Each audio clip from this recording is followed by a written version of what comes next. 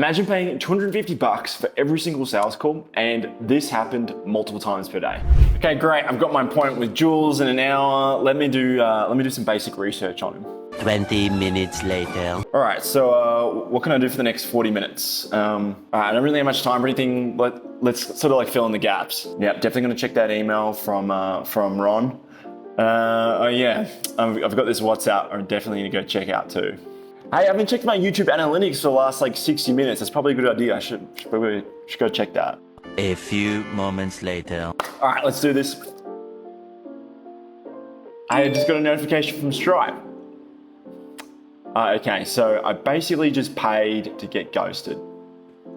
Perfect. Hey, have you ever been in this situation before? It happens to everyone, and you might be wondering, why does this happen? Well, before I explain why, this 208 word email helped one of my past clients go from a show-up rate of about 50% to 67%. And look, I totally get it, 17%, it does not sound a lot, but every say like 7 or 8 calls, you're essentially getting a free call in the process. And not only that, you're having more opportunity to sell to people who are excited because of what I'm about to share with you in this video. And first, I want to break down a really big myth when it comes to people buying stuff. And that is people believing that you need amazing case studies in order to win people over. You know what I'm saying? Like ridiculous transformations. It's actually not true, because let me walk you through how us humans like to make a decision. A lot of studies that suggest that 95% of us humans make decisions emotionally and then justify with logic later. So to put it simply, if your show-up rates aren't doing that well, it simply means that the person doesn't really care enough emotionally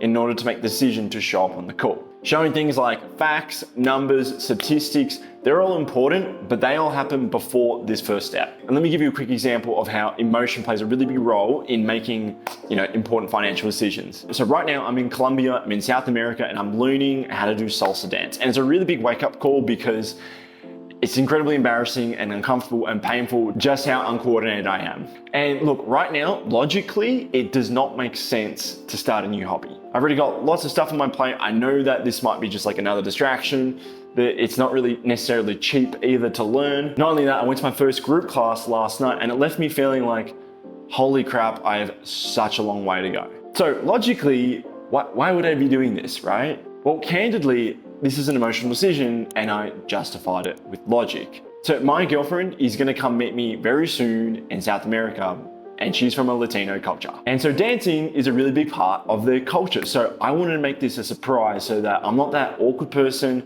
who doesn't want to go dancing because I can't do it, or I don't want to do it because it feels uncomfortable, which frankly has been like most of my adult life. So I told myself, this is the logic I told myself, this is kind of like riding a bike or learning to ride a bike, but for an adult, because it's a lifelong skill that's I can keep using again and again. Now, to wrap this all up and make this relevant, how does this 208 word email actually get more people coming up and showing to calls? Well, you've got to figure out how to hijack people's brain emotionally so they feel like I need to show up to this call so they can justify it with logic later.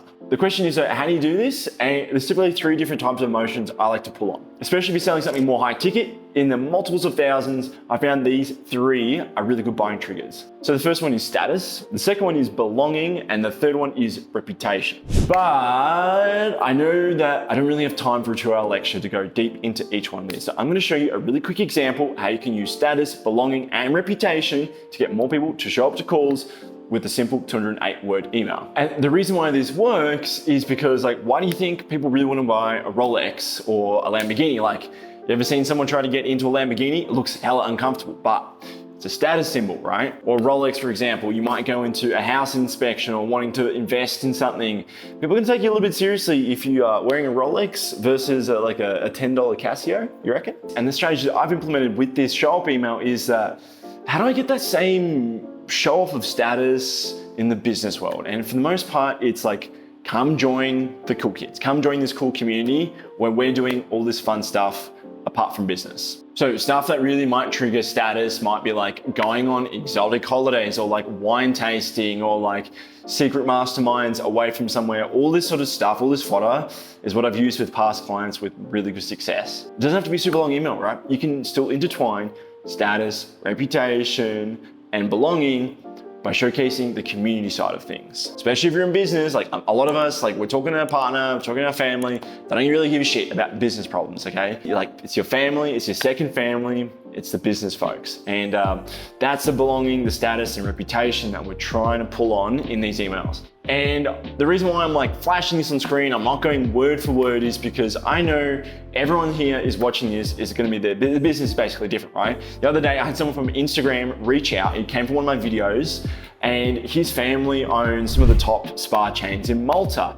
Now, someone who is doing a spa chain in Malta is not gonna have like a really big community. It's not really gonna have that business focused like status, reputation, and belonging, but it could be really cool if someone in that position was trying to pull on the status of like the people you're gonna be around, how you're gonna get pampered for a full day, just like a movie star. That's why I haven't really done this word for word, and just sort of the themes to think about, like status, ego, vanity. Like I know it's kind of dark, but yeah, it kind of gets people emotionally invested. But maximum main theme of preventing expensive no-shows, not showing up to your sales calls. If we can get someone to really feel something first and then justify later why they should spend the next 45 minutes getting on a call with you, you know, it's gonna be a really good 1 hour spent. So the point is, if we can get someone to emotionally feel something first and then justify with logic later, like the case study, with the facts, getting on a podcast with a past customer, sharing all the wins, it's probably a good idea to get them to invest in something